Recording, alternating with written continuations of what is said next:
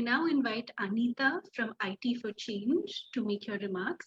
Anita ji, you'll have 10 minutes to make your remarks as an expert speaker. Thank you.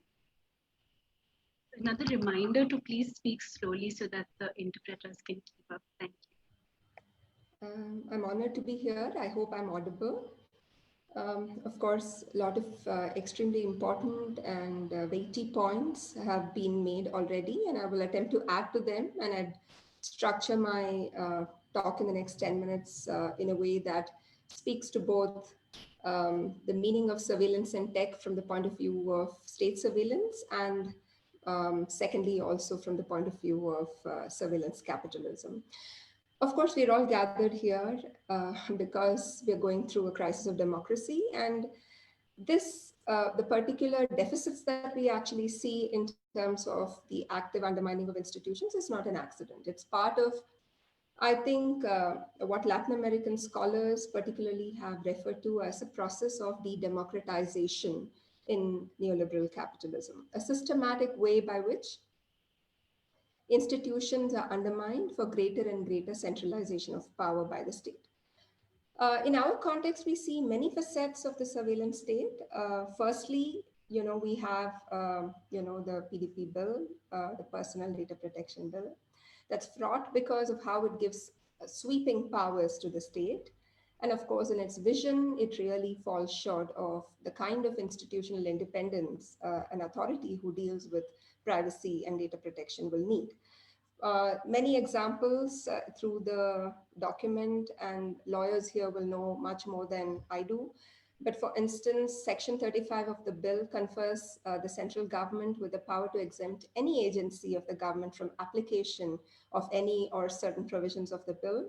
This, of course, arrogates to the executive a wide berth to circumvent the application of the privacy safeguards in the bill. Similarly, Section 86 grants the central government the powers to issue the Data Protection Authority directions as it may think necessary in the interest of the sovereignty and integrity of India. And the central government thus has the power to override the discretion and expertise of the authority. There are other examples. Again, Section 91 talks about how the government can direct data fiduciaries or data processors to provide any personal or non-personal data for better targeting of services. Of course, first, de-anonymization of data has not been penalized under the bill, and the bill does not even consider that there is a possibility of de-anonymization.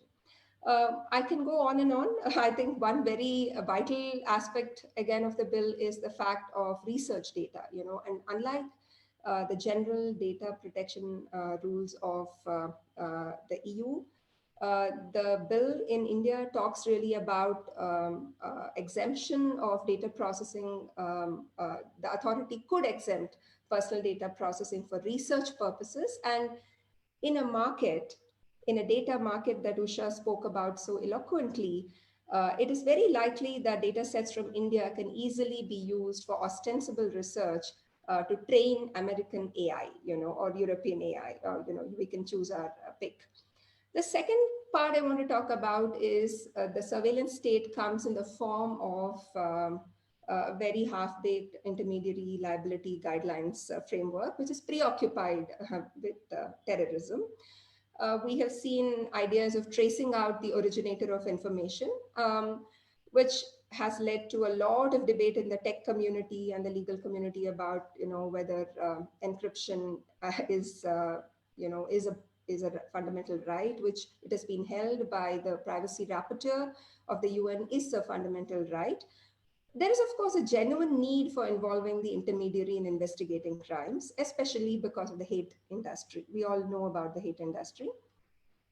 But this needs other kinds of regulatory approaches, right? It needs us to think about the public sphere and how we can curtail the power of privately controlled agora. But with misinformation under current proposals, we may not really be able to trace back much other than the troll armies and the chat bots, while seriously eroding individual privacy. So the whole idea that social media governance can be done through this kind of excessive surveillance, that is pretty imprudent, to say the least. The third is that, and this is again about state surveillance, we have to be very cautious as civil society, and we just heard our speaker talk to the facial recognition system. So the NCRB, the National Crime Records Bureau, has expressed interest, and we must really be vigilant from Silicon Valley employees to the European Parliament. There has been a consensus that the use of facial recognition technology is not really helpful. And I think that there is a bill, Democratic lawmakers in the US have put forth a bill to ban the use of facial recognition technologies. And many companies have come forth to call for a kind of a global intergovernmental agreement to set the benchmarks for use of frontier technologies, including facial recognition technologies. What the COVID moment tells us is that in our inhuman technological solutionism, we've not only negated the lived experience of the poor, but we've also used technology to actively inflict misery and to disenfranchise. So this is not only about contact tracing apps and the predatoriness of data extractivism, which of course, the compulsoriness, etc., was rescinded due to public outrage. But as SFLC has pointed out, what this data is collected for is not bound by a sense of purpose.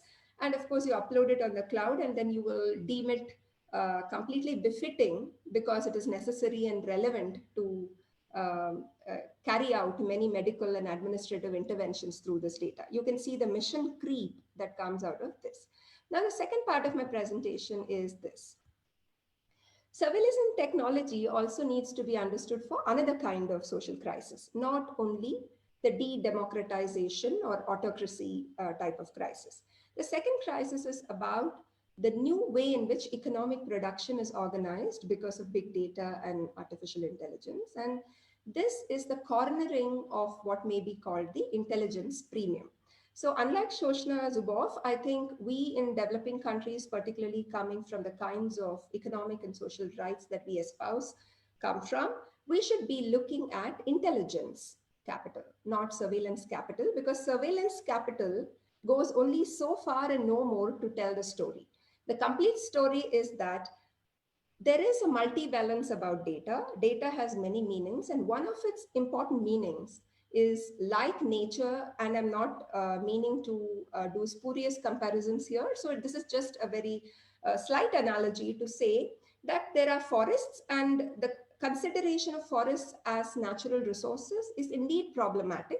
But if we didn't consider that, then you could actually see a rapacious exploitation of the forest because there is absolutely no framework defining the forest. So in some sense, we have to identify intelligence capital by name and start regulating intelligence premiums. The intelligence premium that actually poses a threat to people's sovereignty and their ability to reap the benefits that they may wish to from the wealth of data. So this is without really any a label or sarcasm associated with the use of the word wealth. I mean, we should be able to see it. And as a feminist, I think it's really important for me to associate with ideas of means of production and to really look at how intelligence has become a factor of production, because we need to understand the material conditions that cause exploitation. Today, like already was pointed out by Astha, workers are not only exploited because they are surveilled, but data is taken away along with the labor of workers in order to optimize the platform engine. So the optimization and profit and revenue mechanisms of platforms completely relies on surveilling workers. So you can see the direct connection between expropriation and the way in which workers are surveilled. So the state has, of course, attempted to promote digital public goods, but I'll close in 2 minutes, Rupali. I'm almost at the end. But we actually know that the right to access is a long way off, and it's a shame we have not really managed to make this a fundamental right. And meaningful access is, of course, an unrealized project. What is meaningful access is what we need to really see in all those United Nations documents. But to provide digital public goods, there are certain things like the national e-market, the United Payments Interface. And why are these important? Because these are important to create the kind of digital marketplace for small businesses. Big businesses will manage because Facebook will moat its own currency like Libra. But small businesses can't do that, right? So you really need some kind of data infrastructures for democracy, for economic democracy, not just political democracy. We should be really cautious that our opennesses, however, do not lead to a tragedy that undermines publicness. And public data architecture should not further intelligence capital. That is a condition. So the critical missing piece, and I'd like to conclude with the last few sentences, is the huge governance deficit with respect to data as a resource. Big tech has stolen the aggregate data of people, and this needs to be reclaimed. And the idea of data as a resource should not cause us to, feel repelled. It's not to be a repulsive reaction. We have to engage with it because the idea of a resource is connected to very many important economic democracy concepts like value, interests, and commodification. So this is like the knowledge debate, and we really need to understand how we need our fight against neoliberal capital, against jingoism and state impunity can actually cohere in a indivisible, integrated perspective about data rights and digital rights. We cannot, like an ostrich in the sand, deny the idea that value does inhere in data. The question is this value to be private? Is it to be public, or is it to be social? And here is where people come in. How do we create the boundaries to nurture the social, preserve the public, and boundarize the private and limit it? Because markets have always existed. Like Amartya Sen says, the right to participate in a market is the fundamental right of every woman, every last person. So what we really need is, Usha pointed out, this is not really about privacy. This is about control. It's about autonomy. It's about individual autonomy, and it's about collective autonomy of our societies.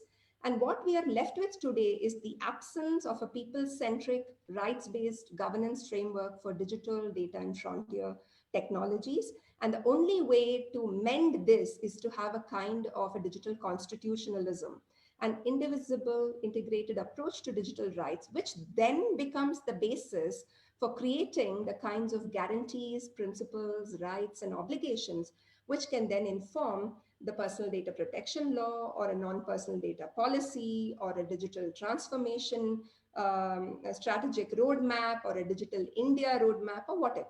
But this is about people taking control over data and people understanding that their civil, political, and socio-economic rights inhere in data in a very, very integrated and indivisible way. Thank you very much. Thank you, Anita ji.